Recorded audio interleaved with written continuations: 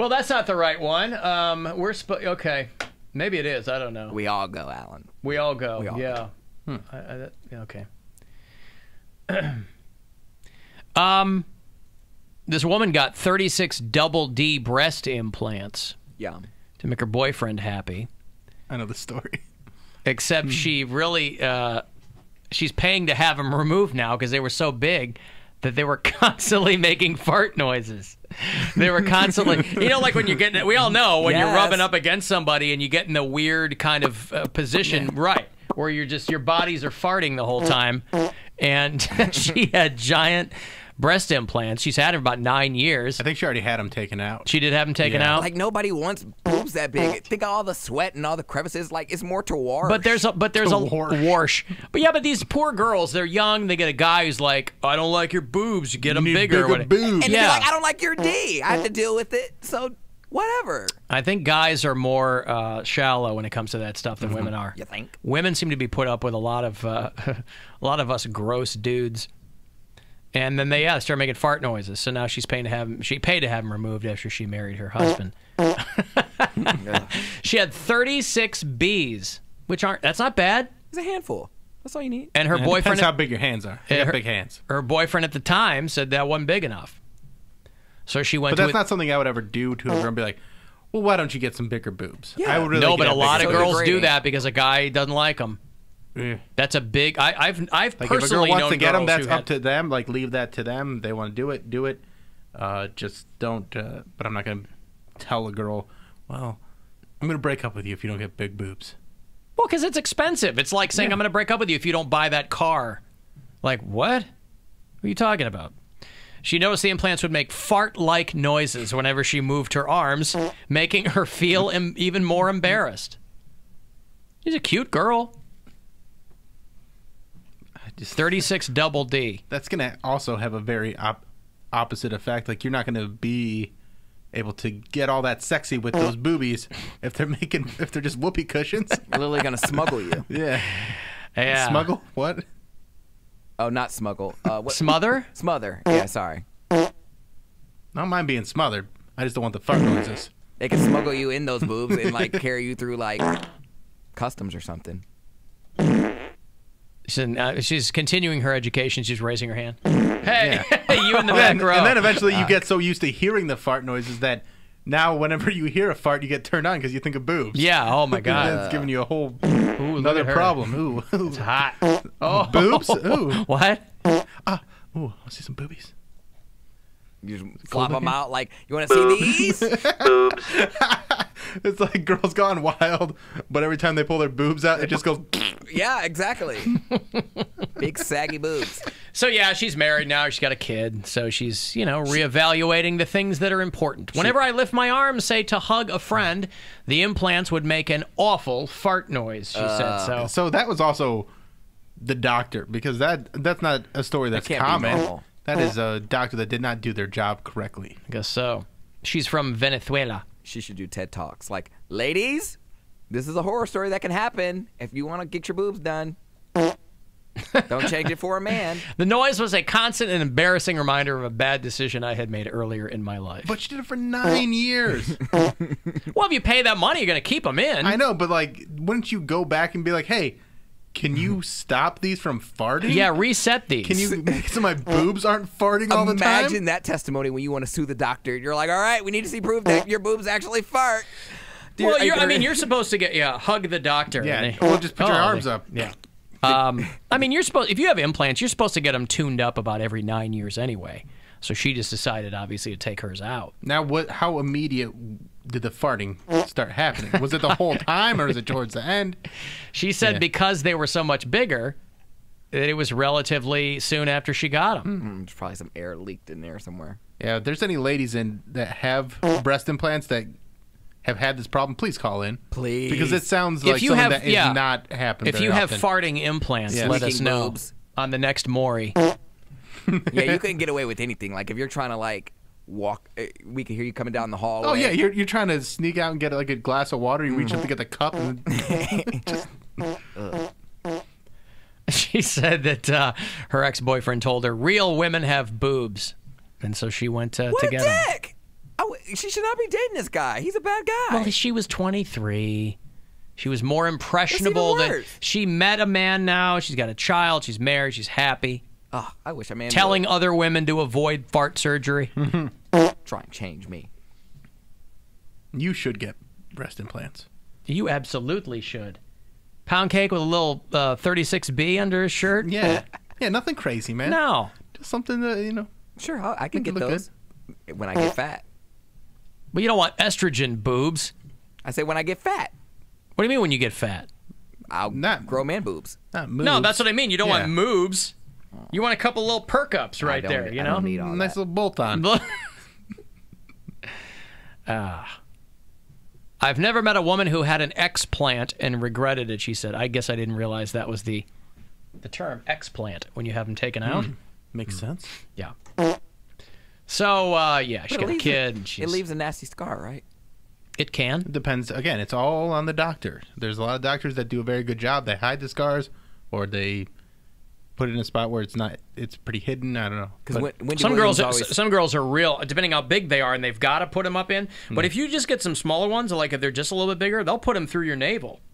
They'll feed them up through your belly button, so you don't have any scar. Because Wendy Williams That's always smart. talks about getting a breast reduction. She's like, I don't want it because it's going to have the scar. And she's like, it has an ugly scar. yeah, but she also got breast implants. Like she got.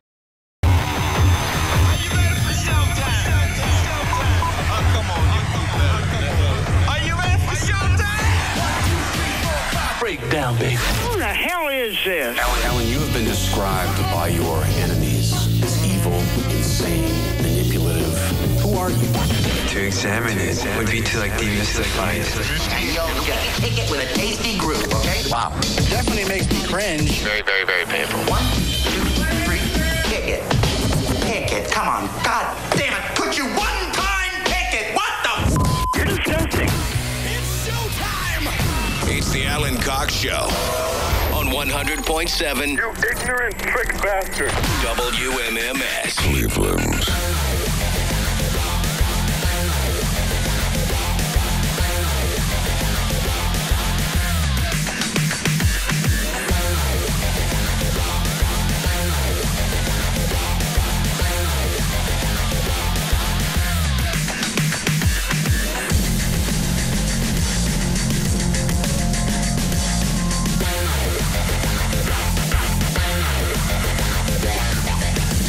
Hey, what's going on, everybody? Good afternoon. Hi.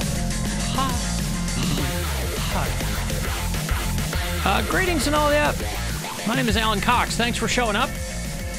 Live from high atop the iHeartMedia broadcast compound. Welcome. Say hi to Bill Squire, who's right over there. Hey, creepy hugs, everyone. Thanks for listening and watching this episode of the Alan Cox Show titled Whack Panther. Whack Panther? Yeah. All right. Grandma says hi, of course. Hi, Grandma. Pound Cake's back behind the glass. Afternoon, white people. Happy Tuesday. Happy Tuesday indeed. Erica Lauren's out.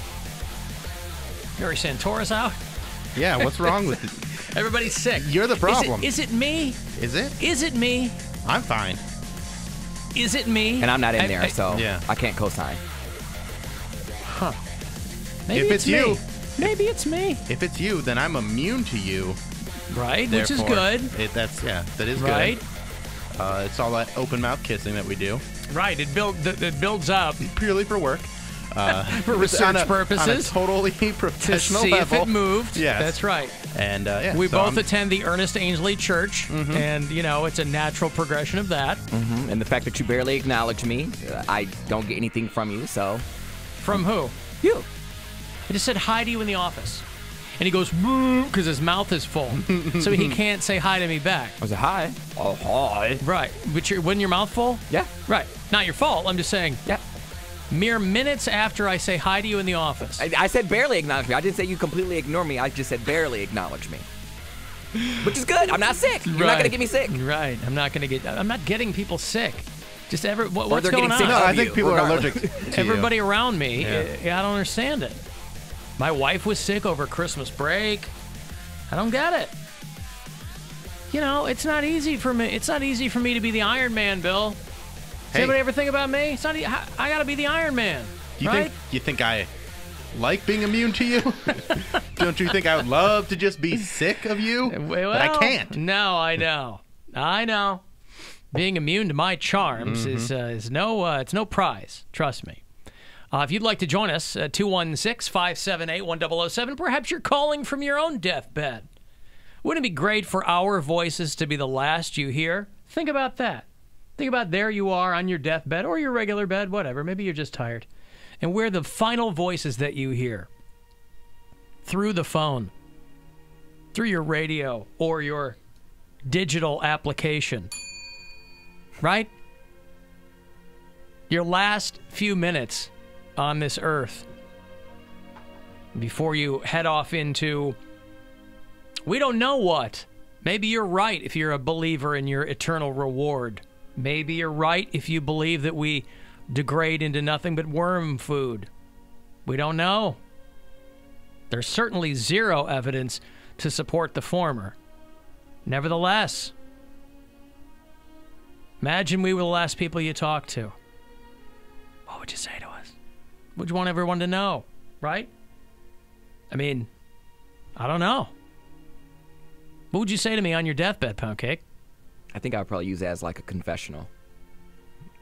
What the hell would you have to confess to me? I feel like you've already confessed everything that we need to hear. Well, this is when he's 35. This is 9 years down the road. 35. Well, the Ouija board said you were going to die at 35. I'm merely going by the unimpeachable wisdom of the Ouija board. Parker Brothers is never wrong. No, when are they ever wrong? Come on. Why do I have to die? Why can't I just like ascend or like evolve into like Charizard or something? Like, why do I have to die? They weren't wrong with Millennial Monopoly, boy. That thing was a huge seller.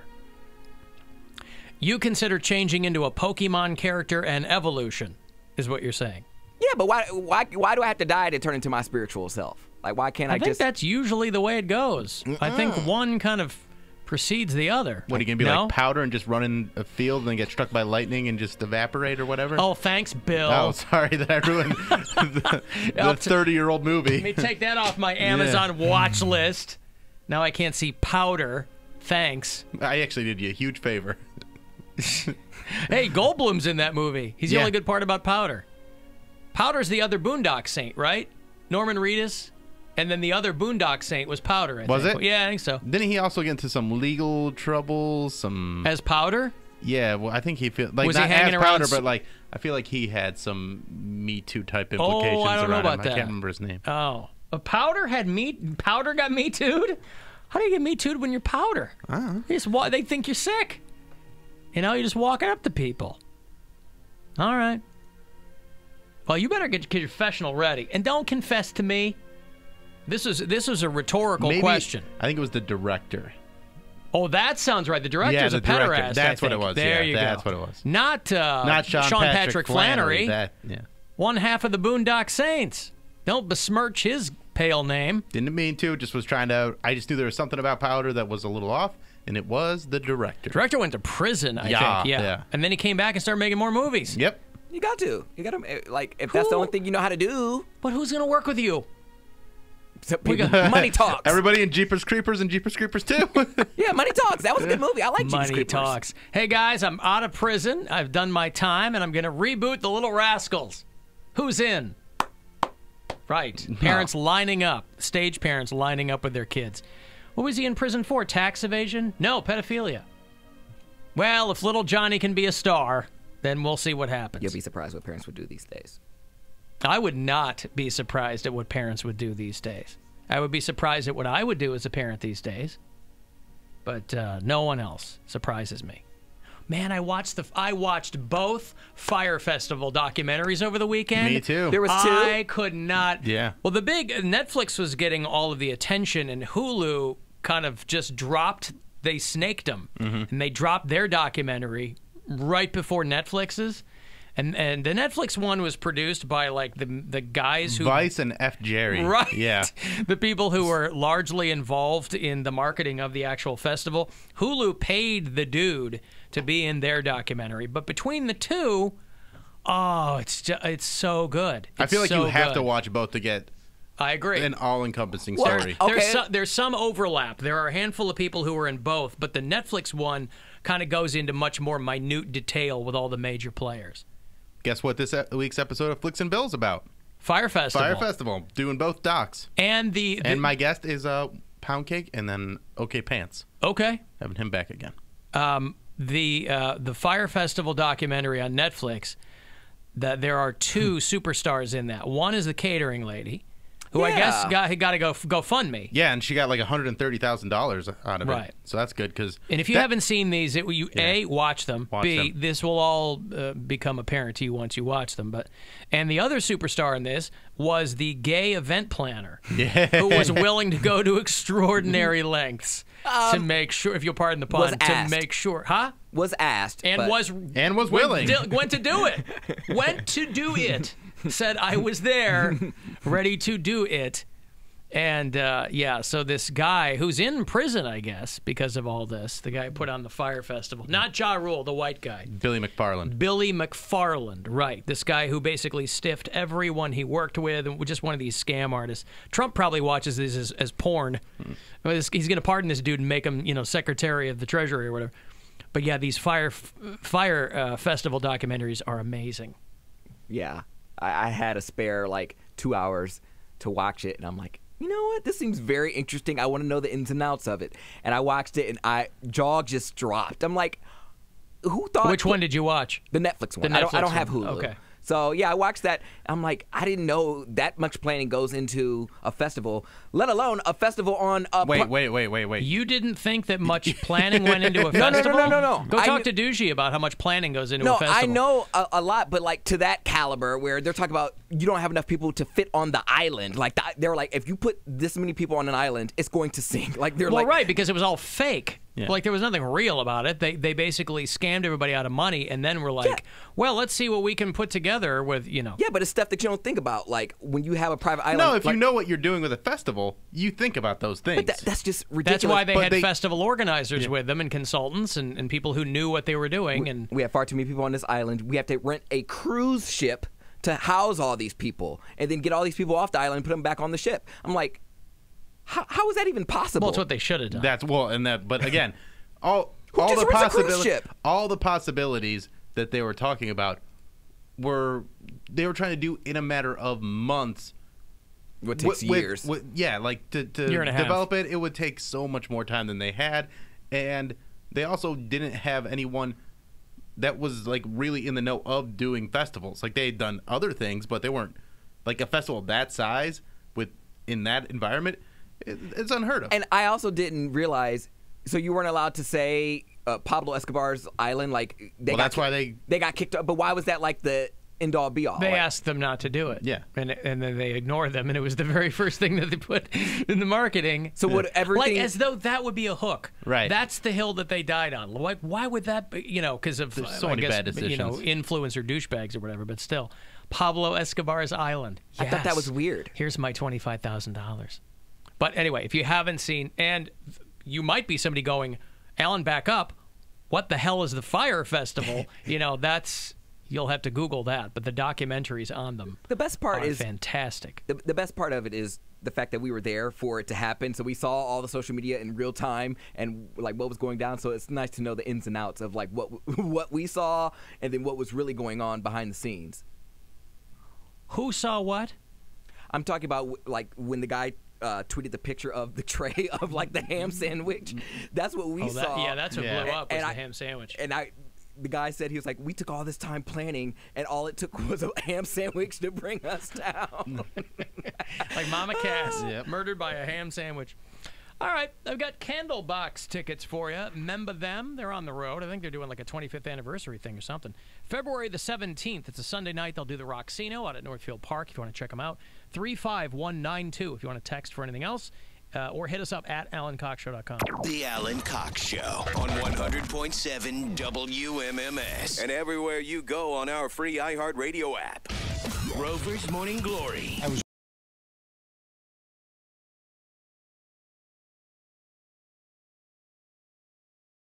Yeah. Good time. All right. Had a lot of fun. All right. Lots of fun there.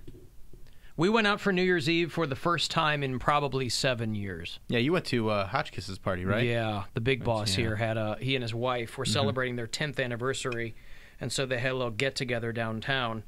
And yeah, I don't think we've gone out. That might be an exaggeration, but boy, we just don't go out on New Year's Eve because it's usually amateur hour, and it's If I wasn't getting paid to be out, I would have been home. You would have been home. Like I don't need to be out. Right. But it was fun though. There's this little pop-up down there at East 9th and Euclid called Lake Effects or something, and they had rented it out. I wasn't even aware of it. Oh, the Lake Effect Studios. Yeah, I've done shows and stuff there. Have you? Yeah. I'm just not down there that often. So it's just like a space that they put stuff in. Then it's right next to the hotel. They've done shows, like they've done Halloween parties there. Not Halloween parties, but they do parties there, like open to the public a lot. Okay. Did they just have a section of it? Because that's a big space. No, they rented it out. It was the private entire event. thing? Yeah. So it was a big party. Mm-hmm. Well, Okay. about 30 people, maybe 30, 35 people. Okay, well, this is a event. Maybe we're not talking about the same venue. Might not I think be. you're talking about Red Space, Bill. No, I'm talking Lake Effect Studios is a. It's right next to the Kimpton Hotel, where Parker's restaurant is. Oh yeah, that's not what I'm talking Okay. about. This place is like an art studio that's over close to like where all those warehouses are on the east side. No, Yeah, this is okay. right downtown. Ah, gotcha. Yeah. So it was nice. Ended up drinking more than we planned on. $80 to get home in an Uber. Yep. That Wasn't surge surprised. pricing. Worth it. Well, because we didn't go downtown until probably 9:30, and I had kind of been looking at Uber to see if I could notice when it was starting to take off. And even at 9:30, it wasn't that expensive. I think it took us maybe $20 to get down there, and I knew we were going to get murdered on the way home. It's worth it though. Yeah, it was. It was totally worth it. But yeah, $80. Last year, Erica and I think we were at the 9 because we did that appearance, and then we were meeting some friends at the Flats, and it was $100 just to get from East 9th to the Flats, and it was like I want to say like right after midnight, maybe like 12:15, 12:30, and we had to get down there, and so we had to pay that $100 just to get downtown. Yeah, That's miserable. it's a lot of money. Because I was like, well, I'm not going to drink that much, so I'll just drive us. And then I was like, well, but then parking garages, they'll be jacked up for New Year's. And it was really, because when we left the house, it was also 58 degrees. Right. Yeah. But it was raining. It had stopped by the time we okay. went, yeah, but it was windy, but it was super warm. So we're like, oh, this will be great. Yeah, you probably. And then when we left, because we left probably like, we got in the Uber like 2:30. And yeah, it felt like it was 45 degrees. It was windy. I'm like, I just want to go home. There were a lot of checkpoints out, right? No, I mean, it's a busy night. I don't know about that. Yeah, I'm sure there were. Yeah, I was gonna say, for people driving. I wouldn't even trust having like a beer or 2 beers like on New Year's Eve. If I'm gonna drive home, I wouldn't even want to risk it because they're looking for just 1 ounce of alcohol. You're going in the chamber. Did you go out? I didn't go out. You didn't go out? I stayed in. I surprised myself and decided last minute to stay in because I had a party to go to, and I was just like, I'm not feeling it this year. I don't feel very sexy. Like I don't. Like, it was a why aren't you feeling sexy this year? But not, like I didn't feel sexy that night. I'm back to my normal self. But okay. It was like a onesie party, and onesie party. The same thing Alan was saying. Like I already knew going there wouldn't be an issue, but getting home, I didn't want to stay the night with like a bunch. Like it was like 50, 60 people at this party, and then on top of that, I didn't like in onesies. And then going home, it would be like $100. I'm like, you know what? I got all the alcohol I need. Did you watch the ball drop? Yeah. Did you watch Chrissy Teigen talk about steaming her vagina?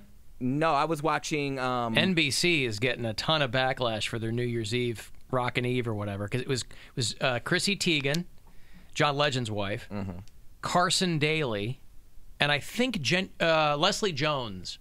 And apparently NBC didn't catch the ball dropping or something. So people who watched missed the actual ball drop. And then Chrissy Teigen, you know, they're kind of trying to keep these family oriented. She was talking about like steaming her vagina or something. I'm like, why didn't I watch this? I was watching this. Jenna Would have been McCarthy. amazing. A, who knew Carson Daly was still around? B, Leslie Jones, I guess there was some point where, because it was raining in Times Square, poked Chrissy Teigen in the eye with her umbrella. Yeah, I saw that part. It was a whole thing. That actually makes me really uncomfortable because I have a thing with my eyes, and yeah, one of them stopped working. yeah, I mean there was that. But I mean, just anything getting close to my eyes makes me. That's why people can't like bring my those. eyes tear up, and like I like need to get away from that immediately. So seeing that happen, her reaction to it was really funny, but it makes me like seize up. Yeah. That's why they weren't allowed to have umbrellas. down there because people were already wearing diapers. It was just like a security measure that they didn't want anybody. Oh, my God. So one of my best friends who lives in L.A., but he and his wife have been traveling for a couple of weeks, and I see a picture of him in Times Square. I go, dude, did you do New Year's Eve in Times Square? This is a guy where when we go to visit him, doesn't want to go to the beach. But did New Year's Because Eve? like the sand he's all weird about the sand. Not even that. He's just he's a real. You think I'm a curmudge? And he goes, well, we paid $1,000 to have dinner and stay at this hotel that was a couple of blocks away.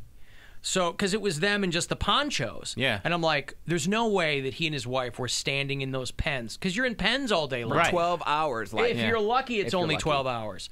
Yeah, and there's people wearing diapers. you have and, to. You know, You can't move. and I don't know why people would, other than for the story that you pooped your pants in public. And he goes, well, we were in a restaurant, stuck our heads out at about 11:50, watched the thing, and then went back into this place at 12:01. Like, well, that would have been the way to do it. Yeah, that sounds like the way to do it. But those people standing outside, Yeah, I've heard horror stories. windy and rainy. I guess that's still better than those years when it snows. Super cold, But yeah. you're just standing Yeah, there's out not there really much to all day do. long. But, I mean, think about all the people that you see. I mean, you would kind of want to... I would probably do it once for the story. I mean, you have every network on television is there. You see celebrities just performing for free. And as long as your phone stays charged, like, I would probably do it. Yeah, but I gotta say, I would rather pay to see that celebrity perform in my town. Yeah, than in like to a comfortable stand way. outside all day long But just once. And maybe do one see song. them. Yeah, maybe see them because the celebrities don't want to be out there either. So the artist, what was it last year when Mariah Carey flubbed her whole thing, or a couple years ago or something? yeah. They don't want to be out there either. So they do one song poorly because they're usually lip syncing, and then they go back in their trailer or whatever. Yeah, no, I would do it just once. Because I've never even been to New York, so I would have went the New York experience. Would have gone. Yes, I would have gone. I saw Andy Cohen and Cooper Sanander. What's his name? Anderson Cooper. Anderson Cohen. Cooper. I could not. Yeah, because it was like I like that. it was like the Kathy Griffin Hates Us New Year's Eve special because she like hates both of them now because of that whole thing. Because she used to do that with Anderson Cooper, the New Year's Eve for a long time, and then she did the whole Trump joke, the beheading, and everybody got rid of her, and so now it's Anderson Cooper and Andy Cohen over on CNN. Love them. Well, because you're gay. Andy Cohen's going to be a daddy, too. Okay. I'm just saying. That's cool. What a great thing to inject into his Playboy lifestyle. Andy Cohen. Sounds like he's got 50. Right, but he's like a single rich dude who's why does he want to have a kid to lug around? He wants a wants a designer child? kid. Ricky Martin had a kid when he was single. He had two kids, actually, when he was single. So wait, is he have like a surrogate that's having a baby for him? He said it in like 6 weeks or like 5 weeks from now. I saw Kanye's surrogate is pregnant again. They're going to have a fourth kid. I guarantee you, when Kanye West started hooking up with Kim Kardashian, he had no idea she was going to want to have a litter of kids. Man, as long as you could afford him, I'm sure he probably doesn't care. He doesn't care. Yeah, do you see him as He has being nannies. there? Like he's not around that much. He's just there to put it in to the. Is he doing it? But they're still They're your getting kids. a sample and they're I mean, going. I don't know. They're still your kids. And he probably is a good dad. I mean, he's I'm certainly not saying he's on not. tour. I'm not saying he's not. I'm just saying that when he first got with her, she.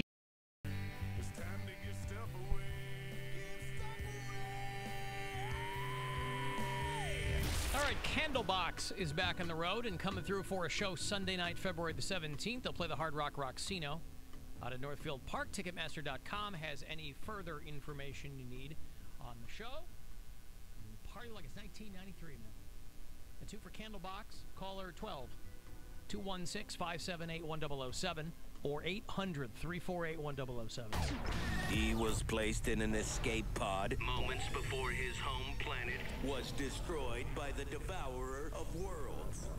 On Earth, he is a god among men with superhuman powers. I don't know, at least that's what his will says. The Alan Cox Show on 100.7 WMMS.